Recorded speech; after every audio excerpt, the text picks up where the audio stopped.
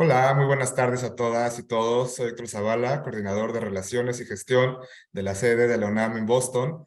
A nombre de mi director, el doctor Javier Laguna, les quiero dar la más cordial bienvenida y estamos muy contentos porque gracias a la iniciativa de nuestra querida compañera cómplice, la maestra Trilce Villa de la Facultad de Derecho, hemos puesto para ustedes este conversatorio con 6 universitarias muy exitosas, cada una en su campo, y nos van a platicar un poquito de sus puntos de vista, sus perspectivas sobre este glosario feminista, todos estos términos que se están usando en esta época en la que cada vez las mujeres tienen más voz, tienen más presencia en todos los ámbitos de la sociedad. Entonces estamos bien contentos de conmemorar una vez más este Día Internacional de la Mujer, quisiera decir este Mes Internacional de la Mujer, y darle voz a todas ellas, que a través de ustedes pueden tener alguna opinión en estos tipos de foros. Entonces, maestra Trilce, mil gracias por la iniciativa, como siempre, un gusto trabajar contigo, con todas nuestras invitadas, y te cedo el uso de la voz para que nos presentes a todas las que van a estar platicando con nosotros. Yo me despido y en un momento estaremos de vuelta. Gracias. Al contrario, en primer lugar, antes de saludar a nuestro auditorio, que sé que será mucho y vasto, quiero hacer un reconocimiento a UNAM Boston por abrir estos espacios de difusión de cultura, no solamente jurídica, sino cultura en general. En el mes de marzo del 2023, este mes que se denomina Mes de la Mujer, porque como todos sabemos se conmemora el Día Internacional el 8 de marzo, creo que es muy importante abrir estos espacios. Un reconocimiento a hombres con visión y con compromiso con las causas feministas, como lo es, por supuesto, el doctor Javier Laguna, titular de UNAM Boston, como lo es también el maestro Héctor Zavala Guzmán, y por supuesto no puedo dejar de nombrar al doctor Raúl Contreras Bustamante, director de la Facultad de Derecho de la UNAM, que siempre apoya este tipo de proyectos y visibilización, así como acciones afirmativas para generar una verdadera equidad de género en nuestra universidad y en nuestro mundo. Habiendo dicho eso, yo estoy hoy de manteles largos porque estoy acompañada de extraordinarias mujeres. Mujeres que admiro, mujeres que respeto, mujeres que son mi inspiración todos los días porque salen y se comprometen con su quehacer cotidiano.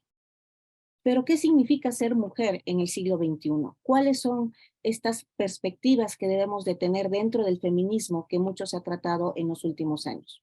La ONU este año, como todos sabemos, ha designado que la conmemoración del Día Internacional de la Mujer sea por un mundo inclusivo, innovación y tecnología para la igualdad de género.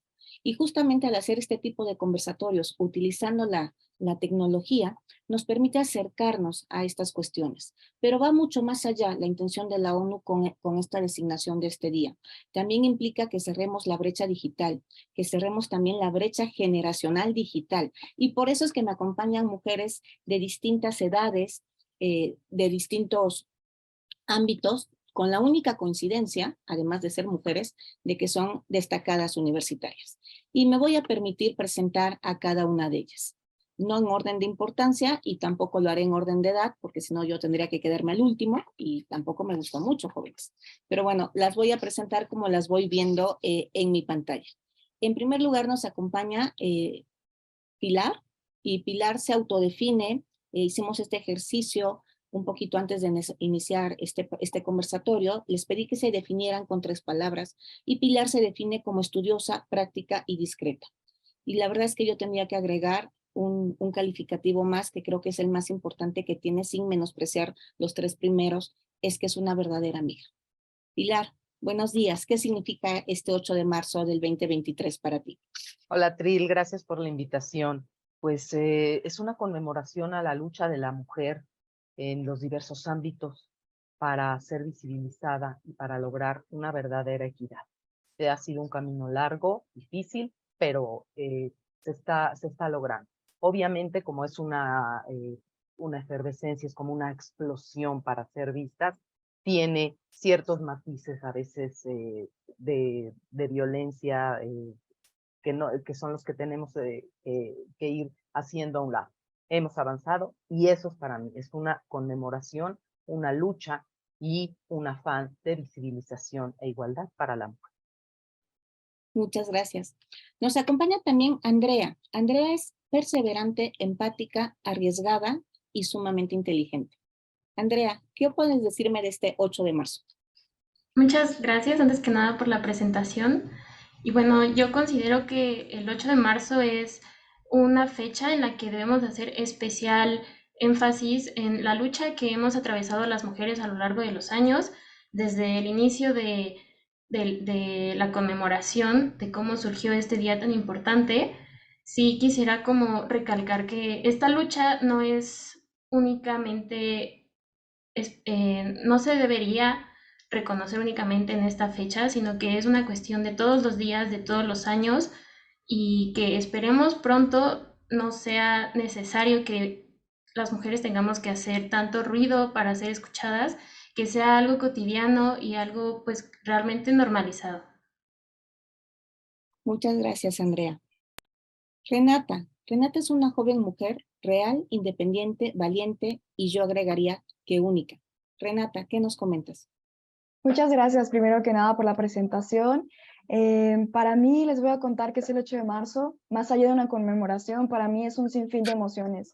Un sinfín de emociones por esta desconstrucción de la identidad femenina que hoy en día no solamente habita en nuestros pensamientos, sino habita en nuestras emociones y sentimientos. Para mí es esa necesidad de saber qué es ser mujer y esa capacidad para tener nosotras mismas la capacidad de definirnos, la identidad femenina.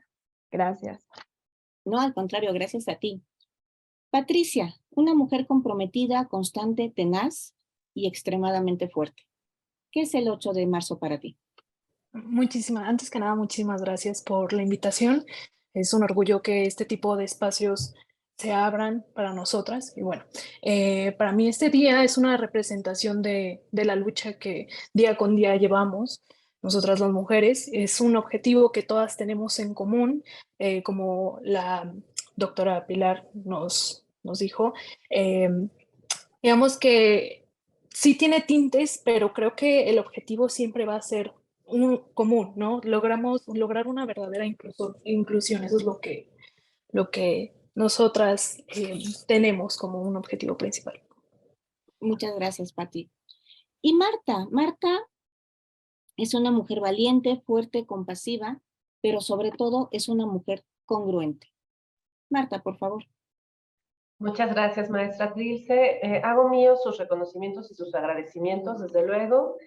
Y bueno, para mí el 8 de marzo es en realidad fe en la deconstrucción de las nuevas generaciones que están construyendo, espero yo, sociedades más inclusivas, más equitativas e incluso más justas.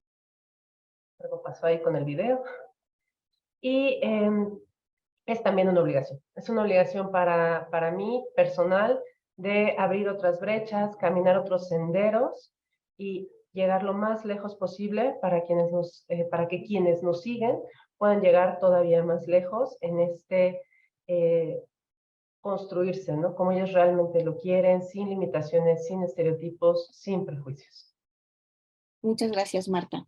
Y bueno, y entrando en materia, porque es de lo que todos queremos escuchar, todos, todas y todes en este momento, del glosario femenino, estos términos que empezamos a escuchar y que se vuelven más cotidianos todos los días, pero que muchas veces no entendemos al 100%. Se me ocurre en primer lugar esto que escuchamos casi siempre de la existencia de un techo de cristal.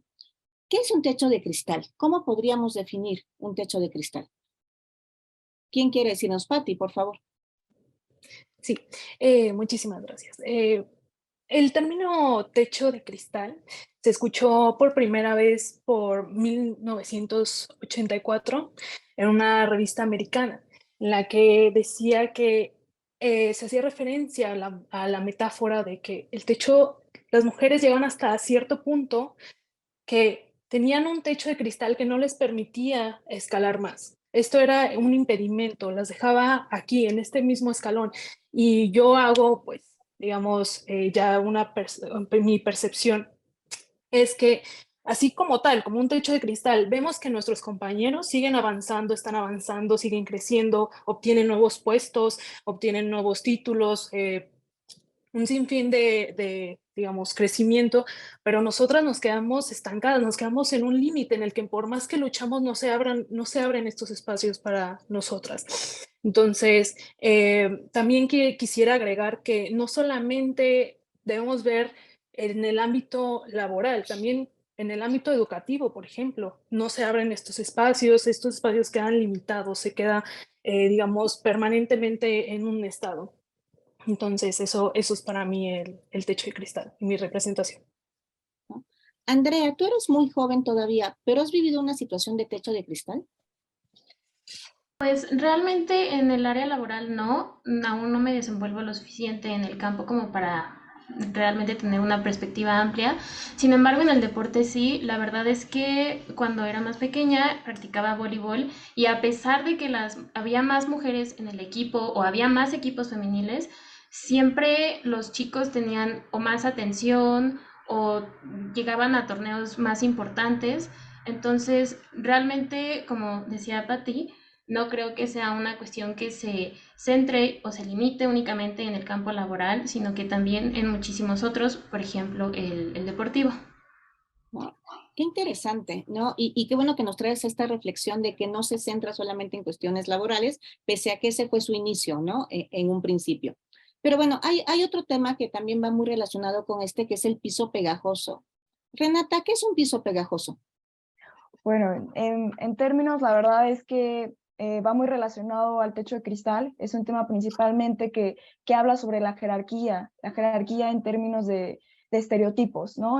Hablando un poquito, regresando al tema del trabajo, estas jerarquías donde la mujer siempre termina siendo la secretaria, donde la mujer no puede ser la directora, donde la mujer no puede ser la que liderea, ¿no? Y siguiendo este tema, es muy triste saberlo, porque no sé si les ha pasado, como mujeres siempre tenemos ese miedo personalmente a cuando estás rodeado de un equipo de hombres y eres la única mujer, de decir algo, porque sabes que tu palabra se puede minimizar. Entonces esto no solamente necesita ser desconstruido, sino para nosotros necesita valentía y fuerza para saber que nuestra voz también tiene sonido, que nuestra voz es importante y que como mujeres siempre podemos lograr y tener otro tipo de concepción, ¿no? También las mujeres tenemos ciertas ideas, ¿no? Ideas nuevas, ideas donde afortunadamente, como se menciona mucho este término de desconstrucción, es un término que me gusta mucho, que no es fácil, e igual necesita mucha valentía. Entonces viene mucho en este tema de la jerarquía, ¿no? De la jerarquía, en dónde estamos posicionadas como mujeres, y aquí es también donde nosotros tenemos que entrar a volver a esa necesidad de definirnos, ¿no? Redefinirnos dónde está nuestro lugar en el mundo, no solamente en un puesto laboral, ¿no? En un puesto donde sea que nos desenvolvamos. Va de la mano con lo que es el techo de cristal. Claro, por supuesto. Y Marta, ¿tú has vivido estas dos situaciones, el techo de cristal y el piso pegajoso? Sí, ambas. Y a propósito justamente de lo que comentaba Renata de los estereotipos, aquí en la División de Educación a Distancia, cuando llaman y contesto el teléfono, si contesta una mujer es señorita, ¿no? Si contesta un hombre, entonces es, profesor, maestro. Pero si contesta una mujer, dan por sentado que les contestó la asistente, la secretaria. Entonces tenemos muy estereotipado que las personas mujeres, pues, o quienes se identifican como mujeres, no pueden llegar a estos puestos de cristal, a estos puestos de poder, y pues tenemos un techo al final del día. Y cuando rompemos ese techo, es muy triste que a veces las propias mujeres damos por sentado que este beneficio, que este privilegio se obtuvo de una forma distinta al trabajo, a las capacidades, o lo hacen los hombres y las mujeres lo replicamos. Muchas veces no estamos atentas a esta situación, a ser sororas con nuestro propio entorno. La verdad es que a veces hago el ejercicio con las alumnas que llaman y les pregunto, ¿usted va a ser abogada? Sí. ¿Y por qué? Sí, y si le hubiera contestado un nombre, ¿cómo se hubiera dirigido a él? Pues licenciado. Y es cuando les pregunto, ¿y por qué considera usted que yo no puedo ser licenciada si usted quiere ser licenciada? Trato de que no sea agresivo, desde luego, pero me parece útil precisamente para irles modificando esta misma concepción. sobre todo porque nuestra población, pues la mayoría es del interior de la República. Entonces me parece que no tenemos las mismas oportunidades de hacer estos intercambios escolares como los hacemos con mucha más facilidad en la Ciudad de México. Gracias. No, no, al contrario, y qué interesante, y qué bueno, es una forma real, fáctica, tangible de empezar a hacer el cambio, ¿no? Ayudar justamente a visibilizar estas situaciones para que podamos cambiarlas, aquellas que decimos señorita en vez de licenciada cuando nos contesta una mujer el teléfono, ¿no? A veces simplemente es que no tenemos la concepción, ¿no? No lo tenemos ubicado y eso nos ayuda a cambiar el chip. Y esto me lleva a hablar a mí de otro tema que me gustaría que me explicaran. ¿Qué es la discriminación positiva, Pilar? O sea, ¿cómo la podemos entender? Creo que tiene que ver un poquito con lo que Marta nos estaba platicando ahorita. Gracias, Tril. Pues precisamente la discriminación positiva son un conjunto de medidas, hablando un poquito más técnicamente, aunque sé que no lo tengo que hacer, pero bueno, son medidas fundamentalmente políticas. ¿Para qué? Para compensar a esos grupos humanos, en el caso que nos ocupa ahorita a las mujeres, compensarlos por discriminaciones sufridas en el pasado. Entonces, cuando a mí me hablaron de discriminación positiva y de acciones afirmativas, que apenas estábamos atendiendo a todos estos temas, yo decía, pues, ¿qué es eso? ¿De dónde viene? Entonces, lo que realmente en este sentido debemos cambiar para romper ese techo de cristal, para que el piso no nos jale a ese lugar que se supone que por naturaleza debemos estar ocupando, para eso están esta discriminación positiva, que es como se le llama en Francia más que nada, pero deberíamos utilizar el término de acciones afirmativas. Estos dispositivos, tanto legales como políticos, como académicos, porque tengo que reconocer que en nuestra propia facultad ha habido acciones afirmativas para devolver lo suyo a aquellos grupos que han sido vulnerados, en este caso las mujeres. Entonces, dar esa o resarcir a esos grupos que han sido discriminados. Entonces, creo que el término adecuado partiendo de la discriminación positiva es más que nada esa acción afirmativa, porque acción además implica movimiento. Y entonces el implicar movimiento quiere decir que se está haciendo algo.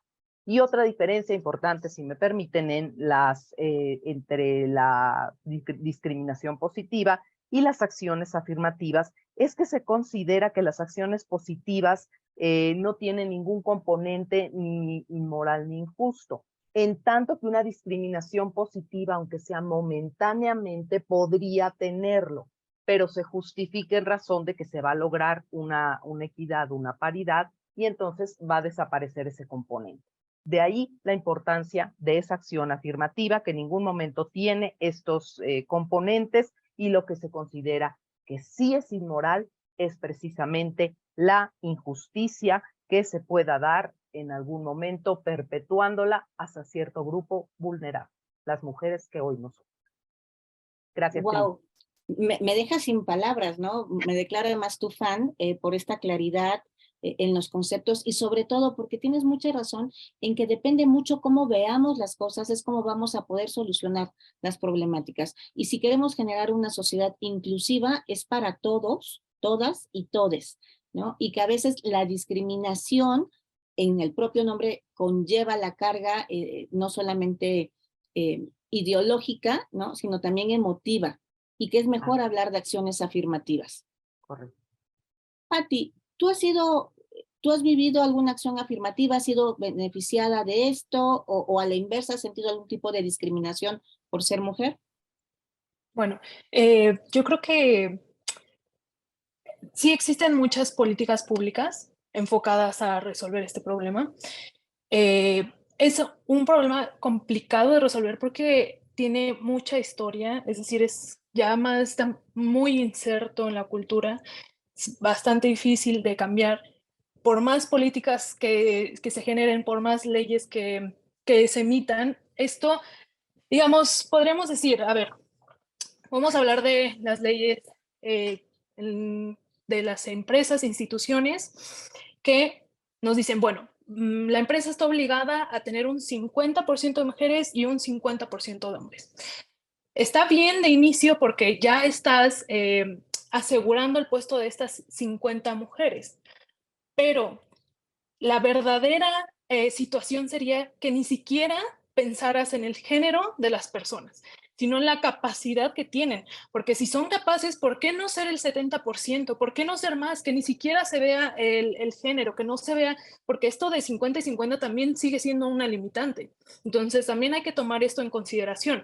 Existen muchas políticas, sí, todavía no han llegado a lo máximo, al máximo desarrollo que se podría tener, pero pues las medidas que se han tomado, pues poco a poco se han regulado estas situaciones, estas, digamos, hasta cierto punto injusticias, pero pues sí nos falta muchísimo por avanzar y bueno, este día es un recordatorio de esta lucha. Muchas gracias por el comentario, Pati. Hice una pausa a propósito para que Héctor me haga favor de cortar, porque dejé a mi hijo afuera, le puse seguro a la puerta y está todo histérico que no puede entrar, entonces voy, le abro y regreso, perdónenme, sí, soy víctima de violencia de género y te regreso.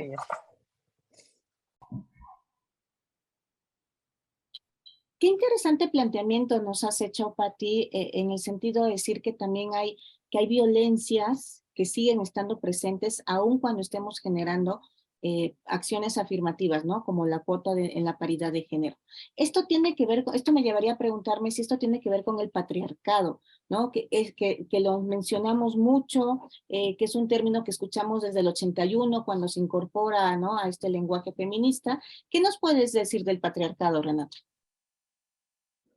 Uy, es un tema súper fuerte. Escucharlo simplemente como me vienen mil cosas a la cabeza, pero en sí el patriarcado realmente es un sistema en el que se centra en el hombre blanco privilegiado. El hombre blanco privilegiado, machista, perdón,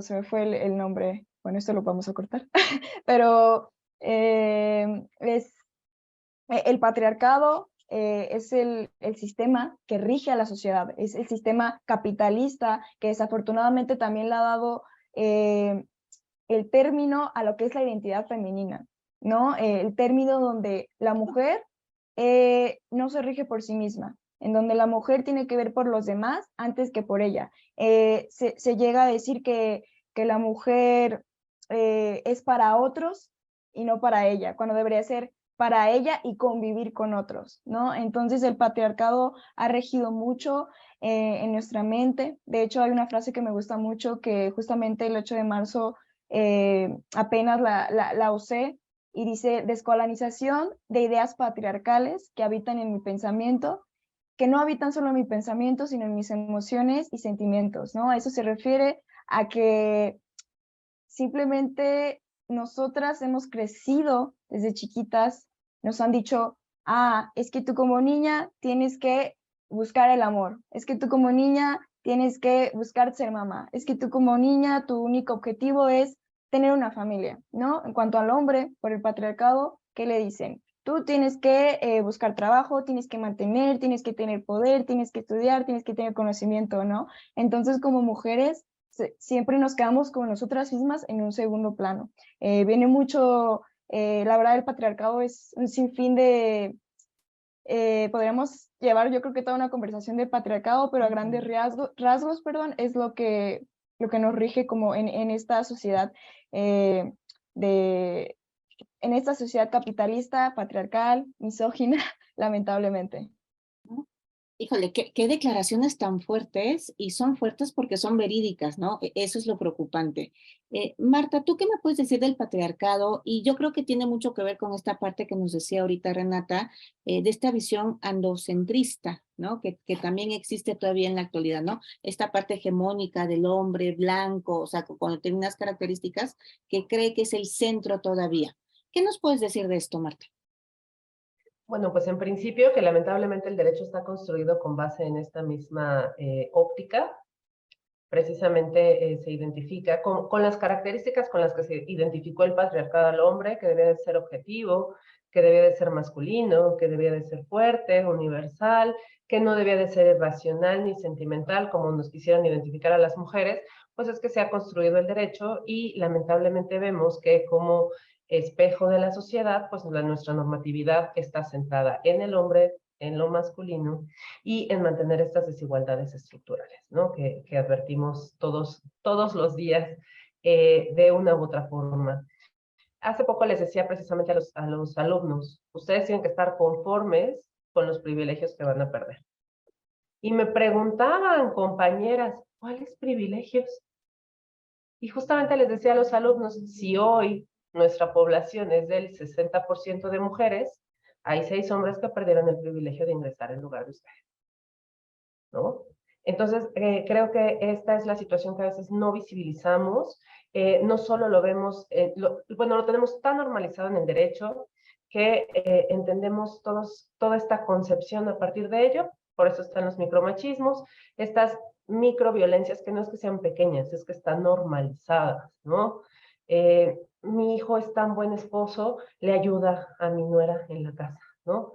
Damos esta concepción, otra vez estigmatizamos el rol de cuidado, el rol del hogar, pues es solamente de la señora, de la esposa, aunque esto impacta en el Producto Interno Bruto, ¿no? Estamos generando muchísimos ingresos que no se toman en cuenta. Ese es otro ejemplo del patriarcado. El patriarcado no toma en cuenta los roles de cuidado, no toma en cuenta incluso que aunque queramos ir 50-50, si ellos llegan y nos dicen, ¿qué hago en la casa? Nosotros al organizar ya estamos poniendo otra vez más esfuerzo, más trabajo, ¿no? Veía por ahí unas notas de que las mujeres dedicamos más o menos 4 horas y media al cuidado, a los roles de cuidado, ya sea hijos, padres, etcétera. Los hombres dedican 1 hora 23 minutos. Y en cuanto a trabajo, también lo vemos en las estadísticas, las mujeres sin hijos que están contratadas es más o menos un 70% en Europa, y cuando tienen más de 3 hijos baja al 50%, en tanto que los hombres aumentan del 80 al 86% cuando tienen hijos. Entonces seguimos, ese es el patriarcado en números, ese es el patriarcado visto cuando una mujer no se puede desarrollar, como ya lo decía Renata, con todas sus capacidades, porque se le asigna este rol de estar en casa, al cuidado de los hijos, al cuidado del hogar, de la limpieza, lo vemos también en las parejas, pues seguramente el hombre será quien tenga acceso a los posgrados, maestrías, especializaciones, y la mujer, bueno, pues se quedará también desarrollando este rol de cuidado, de casa, de personas, en tanto el hombre es el que genera lo demás, ¿no? Hemos visto la modificación en la jurisprudencia, sí, claro, hoy se reconocen distintos tipos de familia, y además, bueno, se le asigna a la mujer precisamente una compensación por este tiempo que estuvo dedicada al hogar, porque se le reconoce que está generando también un ingreso que, pues, de nueva cuenta, no está visibilizado. Wow, qué interesante los datos porque nos permite tener una radiografía más clara de lo que estamos hablando, no quedarnos solamente en el aire. Muchas gracias por traerlos, Marta. Y esto a mí me trae un montón de reflexiones, y la primera, que sí quiero ser muy enfática, porque creo que también es un estereotipo y un estigma que a veces etiquetamos a una mujer sin querer hacerlo, y por eso lo quiero visibilizar en este programa, cuando decide ella imponerse el rol por sí misma. ¿A qué me refiero con esto? Es muy distinto que a mí me digan que yo por ser mujer tengo que tener los roles de cuidado de la casa, a que yo decida que quiero tener los roles de cuidado de la casa, porque así es como yo he decidido vivir mi vida, y creo que también es muy respetable, y que muchas veces también las ponemos en la mira a las mujeres que lo han decidido. Aquí lo interesante sería, yo sé que este mal de otro programa y lo dejo nada más para el punto de reflexión, es qué tanto realmente yo lo decidí o fueron las condiciones que me obligaron a decidirlo, ¿no? Porque ahí también creo que es importante qué tanto lo hago realmente en conciencia. Si es así, la verdad es que mis felicitaciones, pero si no, yo creo que también es parte justamente de este patriarcado, ¿no? De este sistema estructural del cual ustedes nos estaban hablando hace unos momentos. Y esto nos tiene forzosamente a tener que tocar un tema que creo que es muy relevante y que le voy a preguntar a Andrea porque yo sé que es muy joven, pero que sé que también tiene una idea al respecto. Los roles de género. ¿Qué es un rol de género y por qué es tan importante hablar de ellos en un glosario feminista? Bueno, los roles de género, en mi consideración, son estas como actitudes o actividades que se determinan a cierto sexo o género. Pues un ejemplo muy común, el que las mujeres lavan los trastes, ponen la mesa, levantan la mesa, mientras que los hombres únicamente se sientan a comer y a disfrutar del partido de fútbol, ¿no? Creo que son demasiado tóxicos y la verdad es que en mi experiencia me ha tocado vivir en una familia totalmente llena y dominada por mujeres, porque realmente los hombres, los abuelos, los padres eran muy irresponsables, no se quedaban con sus hijas. Entonces realmente yo no viví ni tuve la experiencia de tener esta dinámica en casa. Sin embargo, mis abuelas sí la vivieron y realmente es un problema porque la sociedad, las personas tenemos la idea de que patriarcado y matriarcado son totalmente opuestos y que mientras en el patriarcado rige el hombre y el hombre tiene el poder, en el matriarcado es igual pero con la mujer, en realidad no. El matriarcado en la mayoría de los casos surge a raíz de que no hay hombres, de que hay ausencia e incluso en un matriarcado se suele poner a las hijas, a las nietas en última instancia, son lo último, lo que menos importa, a quienes se trata peor. Entonces, creo que como tal, los roles de género están presentes no solo en esta idea que tenemos del patriarcado y esta figura en la que los hombres se ven a sí mismos como iguales y a las mujeres no, sino que también se desenvuelven en otros ámbitos y en otras dinámicas familiares. Y creo que últimamente es más complicado porque creo que seguimos considerando que hay actividades o pues sí, que hay actividades o responsabilidades de las mujeres que a los hombres no les competiría. Creo que alguien ya mencionó lo del cuidado de los hijos y bueno, eso es todo. Gracias. No, gracias a ti, Andrea, porque es muy refrescante ver que las nuevas generaciones lo tienen tan claro.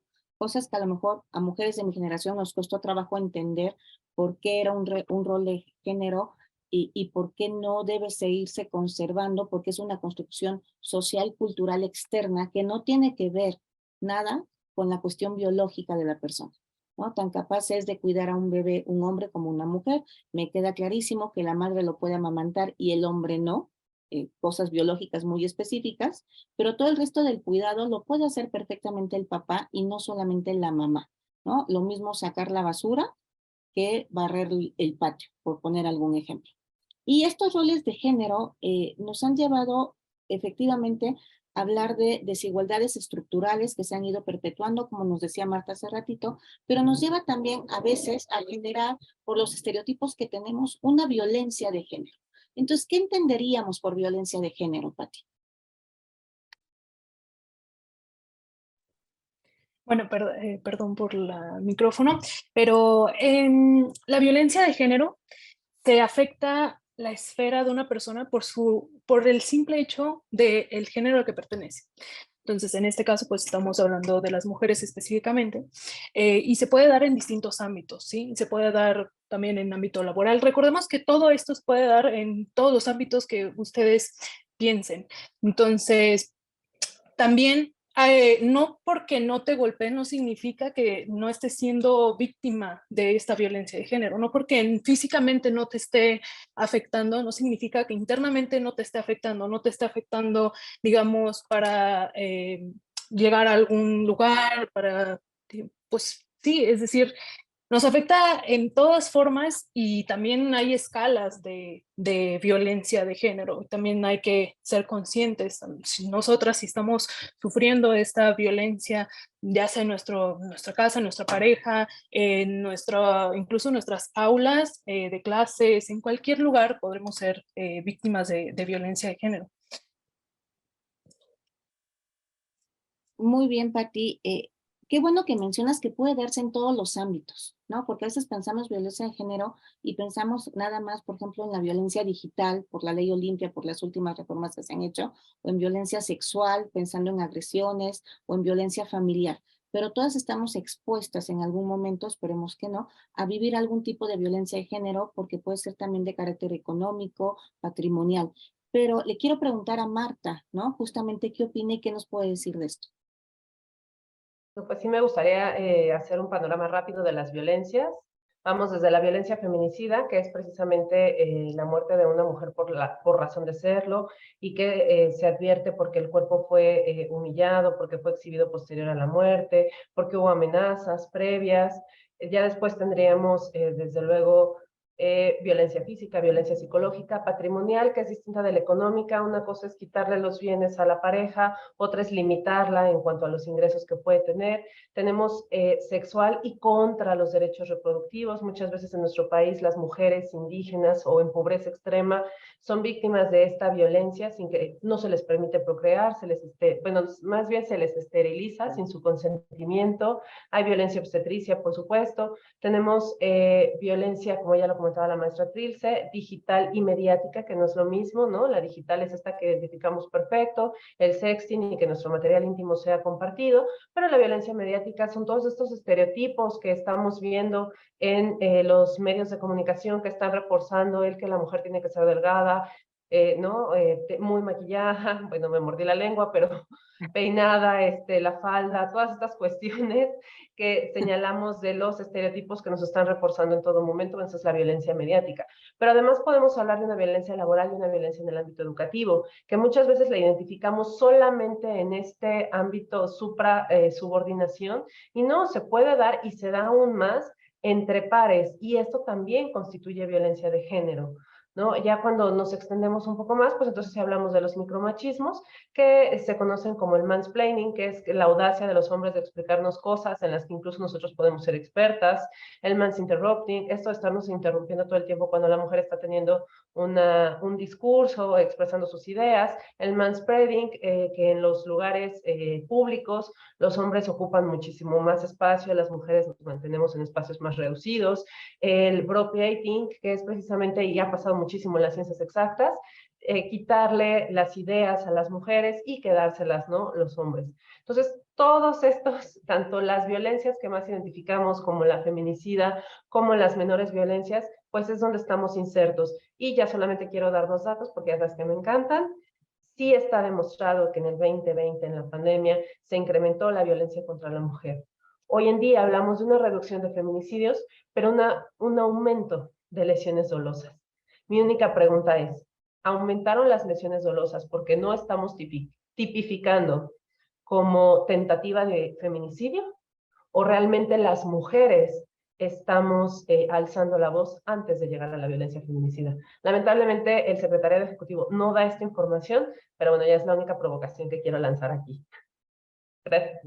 Me gustan tus provocaciones porque son muy fuertes y nos llaman a la reflexión. Y creo que también es un momento de cambio, y creo que también parte importante de las conmemoraciones que se puedan hacer por el Día Internacional de la Mujer es traer estos temas justamente a las mesas de discusión para que todos tengamos alerta de las mismas. Yo me hago la misma pregunta, ¿no? Me sumo al interrogante, y la verdad es que no me gusta la respuesta que me estoy imaginando, porque cual sea cualquiera de las 2 vertientes, ambas son graves y ambas debemos erradicarlas de todo tipo de sociedades. Y nos va ganando un poquito el tiempo, pero todavía tenemos algunas cosas en el tintero, mis queridas abogadas, y abogadas, Renata, también ya la integramos al gremio, ¿no? Y quisiera preguntarle a Pilar, ¿qué opina del lenguaje no sexista? Porque también se habla mucho ahorita de un lenguaje incluyente, y del lenguaje no sexista. ¿Es válido, se considera válido en esta lucha por seguir visibilizando todavía las áreas de oportunidad que tenemos las mujeres para alcanzar la equidad en todo, la equidad y la igualdad? Bueno, tratar de influir ya sobre el lenguaje, y me lo preguntas a mí, que soy la mayor de Zampa aquí, y que siempre he sido una adoradora del lenguaje, es algo que me cuesta mucho trabajo. Tratar de neutralizar el lenguaje se me hace algo muy difícil. En ocasiones podría ser, en mi personal punto de vista, un poco ocioso, pero creo que para las circunstancias que vivimos hoy en día de querer visibilizar cosas que antes no se veían, es necesario. En algunos casos, en algunas circunstancias. O por lo menos, para no confundirme yo, tratar de neutralizar precisamente ese lenguaje para que nadie se sienta excluido, para que nadie se sienta aludido. Entonces, de ahí he quitado yo algunas expresiones para generalizar, y me quito yo también de problemas e incluyo a todas esas personas a quienes me estoy dirigiendo. Entonces, creo que en los tiempos sí es importante. Y miren que me pregunta Trilce porque sabe que soy un poco enemiga de esas cosas, pero precisamente uno va aprendiendo y va comprendiendo la necesidad de cambiar algunas cosas en momentos importantes de la vida. ¿No? Gracias. No, al contrario, a ti, Pili, sí, la verdad debo confesar que sí sabía yo un poquito la respuesta y me gusta mucho porque se me hace muy inteligente, muy respetuosa y muy incluyente, ¿no? El hecho de que estemos conmemorando el 8M y que estemos hablando de glosarios femeninos, y ahorita les voy a preguntar a todas, ¿no? ¿Qué entienden por ser feministas, si se consideran o no feministas y qué entienden por el feminismo? Yo creo que también es importante el decir, yo no me subo a este barco porque todavía no lo comprendo o no lo comparto. Y yo me sumo con Pilar, ¿no? Yo sí tengo un problema con algunas expresiones, no con todas, pero sí con algunas expresiones.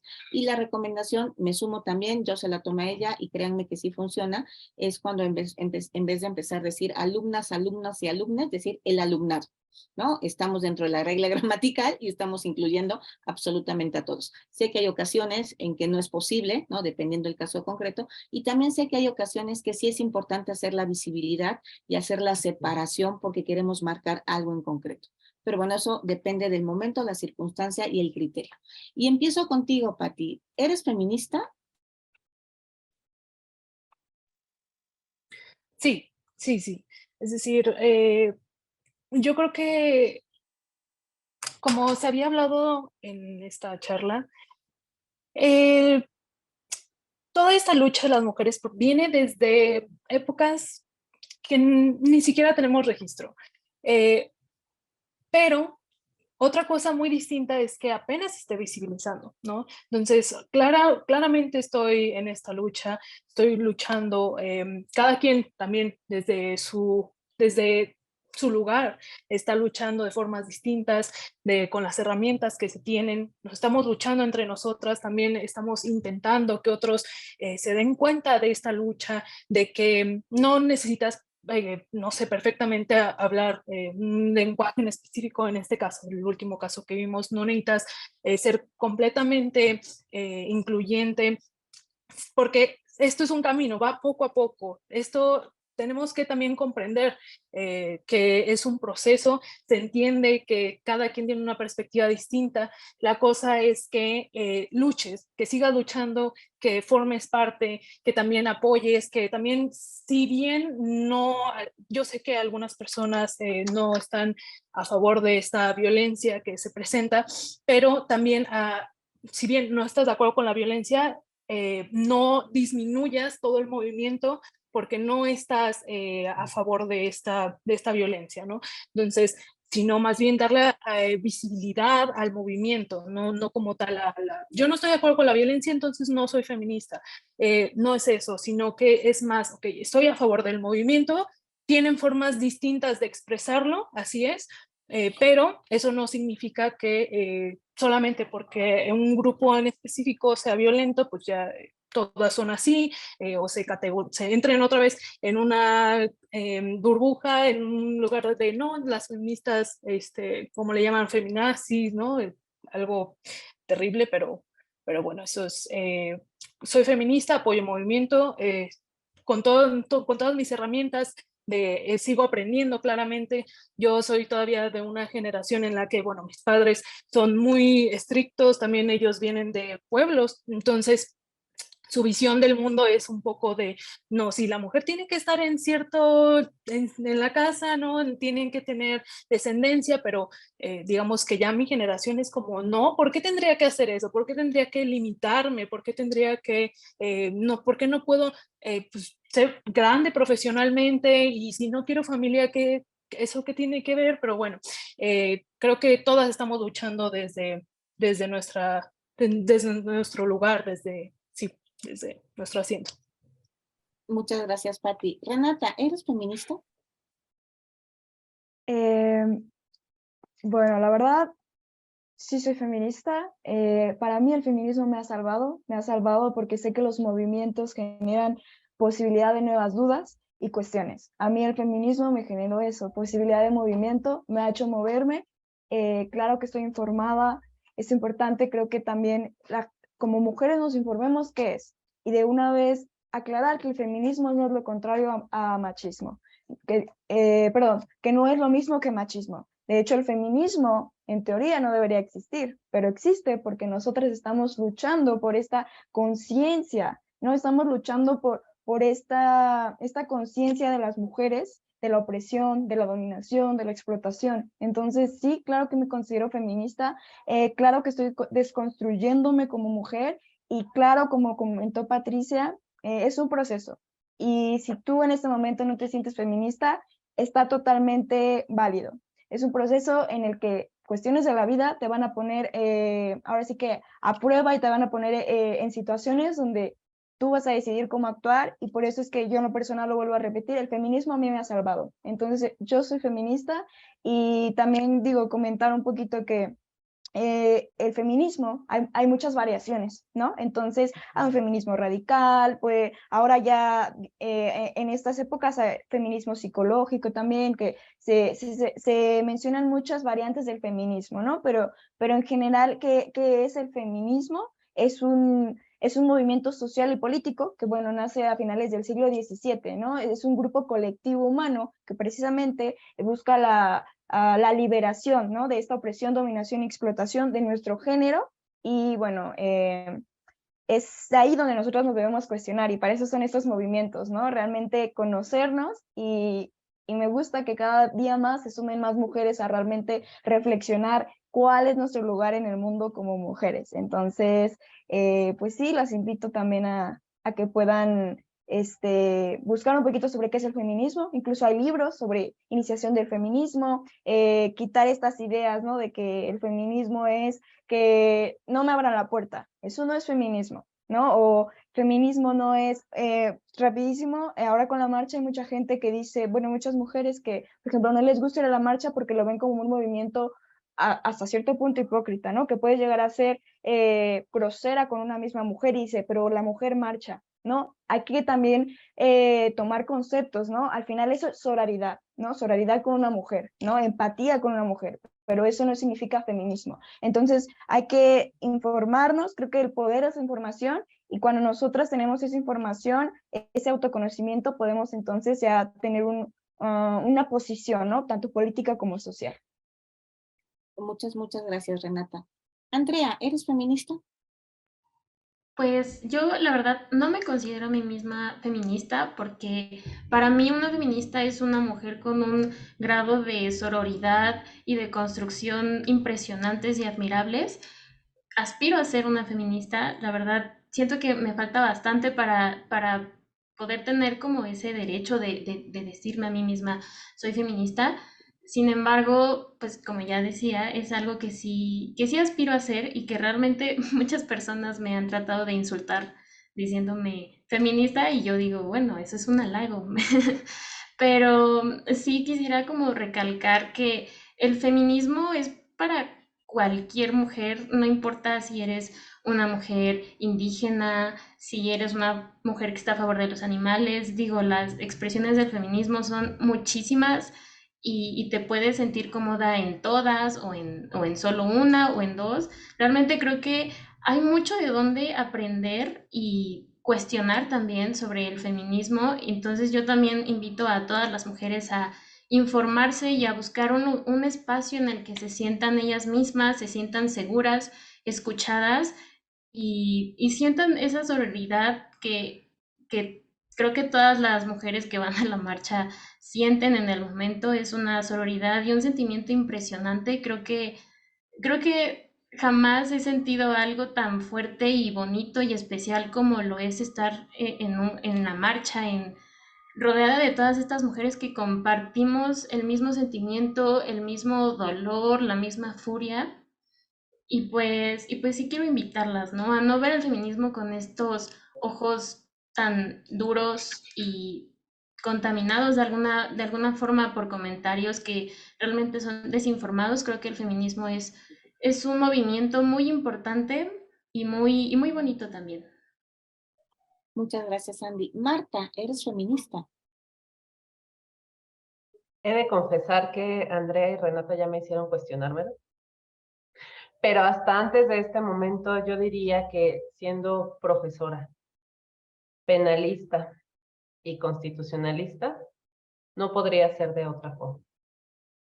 No voy a la marcha, eso es un hecho, difícilmente voy a marchas yo, pero estoy convencida de que el ejemplo que damos a los alumnos, el permitir estos espacios de debate, el ser también un modelo, bueno, no modelo, un foco de cambio, ¿no? En nuestros espacios y con las personas con las que convivimos, también es un modo de ser feminista y es un modo de ver por las mujeres, ¿no?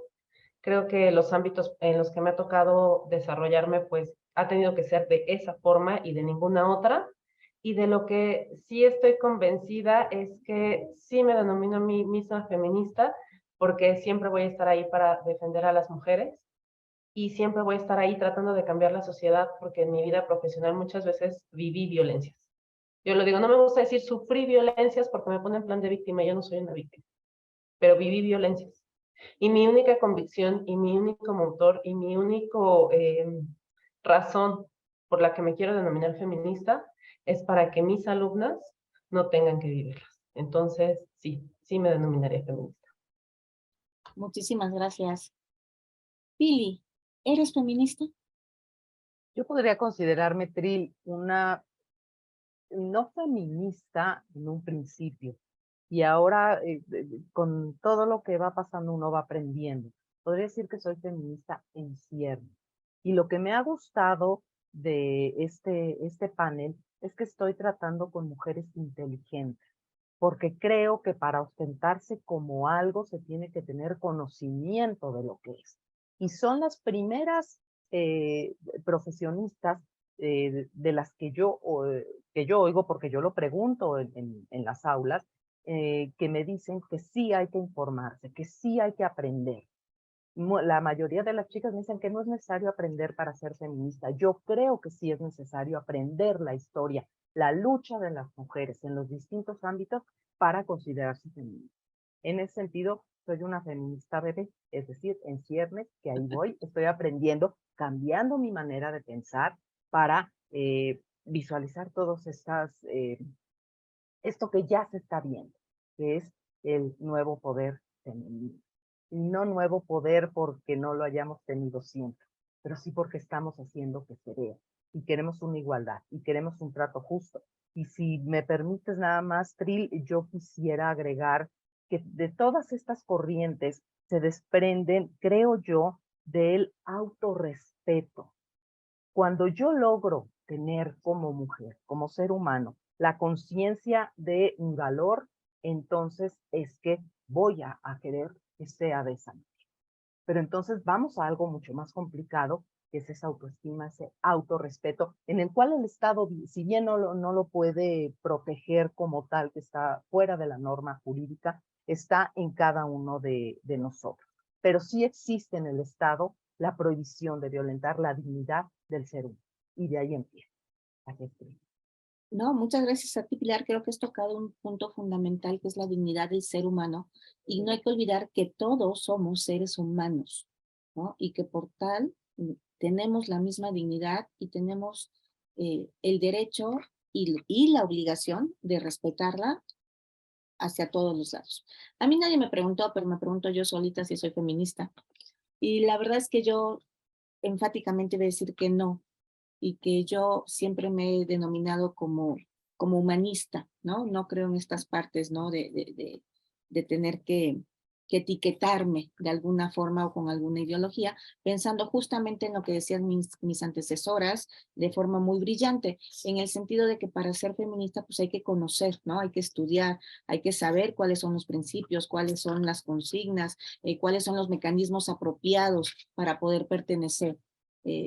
Tanto ideológica como emocionalmente, porque creo que también hay un vínculo importante ahí y también tiene que haber un empoderamiento emocional de los seres humanos y en este caso de las mujeres. Y yo como Pilar me declaro en ciernes, en construcción, y por eso es que yo hablo mejor del humanismo. Pero la verdad es que también debo decirlo igual como dijo, ¿no? Mi querida Marta hace ratito, ya me hicieron pensar ustedes, damas, lo cual les agradezco muchísimo. Y de hecho no debería yo decirles damas para que vean cómo me tengo que construir y desconstruir y que es un trabajo cotidiano, ¿no? Queridas abogadas y colegas, Renata, porque yo ya te hice abogada, ¿no? Sí, es un trabajo cotidiano. El tiempo se nos está viniendo encima. A mí me gustaría seguir platicando con ustedes 3 años más, pero no me van a dejar. Entonces, para ir cerrando el programa, les pediría cuál sería un mensaje final que nos darían para todas las personas que nos están viendo en función del 8M, ¿no? ¿Cuál sería el mensaje con el que les gustaría que se quedara todo el auditorio que nos está viendo el día de hoy? Y voy a empezar al revés como siempre. Ahora sí, empezaré con Pilar. Por favor, dime, ¿cuál sería este mensaje final que tú le podrías dar a la audiencia? Gracias. Sí, pues el mensaje que yo puedo dar a la audiencia en este sentido es que mujeres, hombres, seres humanos, tomemos conciencia de nuestro valor como tal. Mujeres, sigamos luchando, sigámonos haciéndonos visibles para poder tener un mundo mejor en el que podamos desarrollar nuestra propia esencia, en la cual no únicamente nos centremos en el rol que se nos ha asignado históricamente. Entonces, ese sería mi mensaje y recordando que necesitamos tener una conciencia de nuestro propio valor para poder ejercer. Muchas gracias. Muchas gracias, Pilar. Andrea, por favor. Gracias. Pues yo quisiera recalcar esto, las mujeres estamos aquí 24/7 todo el año, no solo en marzo, las mujeres luchamos todos los días desde nuestras trincheras, entonces sí reconocer este movimiento no solo en el 8M, en marzo, incluso el 9, sino todo el año, porque es una lucha de todos los días, desde todas las trincheras, desde todos los ámbitos, y pues solo eso, como no es únicamente un mes, es toda la vida. Muchas gracias, Andrea. Patricia. Sí, yo les diría que la lucha sigue activa, lucharemos hasta el final de los tiempos, hasta que ya no ni siquiera tengamos que ver nuestro género para saber si somos capaces o no, que esto no sea una limitante para nada en absoluto. Yo creo que yo seguiré luchando y creo que todos en general seguiremos luchando por lograr este, digamos, fin tan humanitario. Renata, por favor. Claro, para mí estamos viviendo actualmente, para mí, una innovación social y cultural, y donde las mujeres no solamente lo estamos viviendo, sino estamos empezando a descubrir nuestras propias verdades. Para mí el feminismo realmente es una manera de transformar la vida de las mujeres de una manera creativa. Les invito a que no hay un poder más grande que el autoconocimiento de quiénes somos, ¿no? ¿De dónde venimos? Esa es la necesidad más grande, empezar a reconocernos como seres vivos, como seres pensantes, como seres autónomos. Y en general, bueno, vivo en un mundo utópico donde mi sueño es que mujeres y hombres se puedan amar a partir de la empatía y, bueno, que este núcleo sea una revolución social y amorosa. Muchas gracias. Marta, por favor. Bueno, a las mujeres que no se consideran feministas, las invitaría a conocer el movimiento, los movimientos, porque son varios. A las que se consideran feministas les aplaudo su valentía, les aplaudo su esfuerzo, su compromiso. Y a todas las que han vivido algún tipo de violencia, las acompaño en sus dolores. A los hombres los invitaría a ser aliados. A los aliados les aplaudiría que reflexionen sus reconocimientos hacia las mujeres, su entendimiento, me tengo que apartar cuando me tengo que apartar, pero también me detengo a escuchar, también me cambio a mí mismo, eso se los aplaudo. Y también les aplaudo aún más su desapego de todos esos privilegios que las mujeres ya también están reclamando para sí. Sin embargo, a todas, todos y todes, nos invitaría a vernos en el otro, justo desde la otredad, a otro, como si yo he sufrido, a mí me ha dolido, y entender al otro desde la compasión y no desde el interés. Gracias a todos y todas y todos. ¿No? Muchas gracias a ustedes, ¿no? Queridas colegas. Para mí es un privilegio el poder compartir esta mesa con ustedes. Y yo sí le quisiera decir también al público una reflexión final. Yo creo que todos tenemos una voz pero las mujeres en concreto tenemos una voz que se oye bien y que se oye fuerte allá afuera, y que tenemos que ser muy responsables con los ecos de esas voces, ¿no? Hay que ser congruentes todos los días en la construcción de un mejor mundo para todos, porque en este mundo es en el que vivimos. Y yo la verdad también, no es como reflexión, pero les quiero dejar un buen deseo. También vivo en un mundo utópico, afortunadamente, como Renata y como todas las que estamos en esta mesa, porque creemos que se pueden hacer los cambios sustanciales para vivir las realidades que merecemos todas, todos y todes. Y yo sí les deseo que encuentren y que tengan el privilegio, igual que yo, que conozcan mujeres como las que hemos tenido en esta mesa, que son apasionadas de sus vidas, de sus trabajos, de sus inquietudes, pero sobre todo que por su compromiso personal y profesional todos los días se convierten en un modelo inspiracional.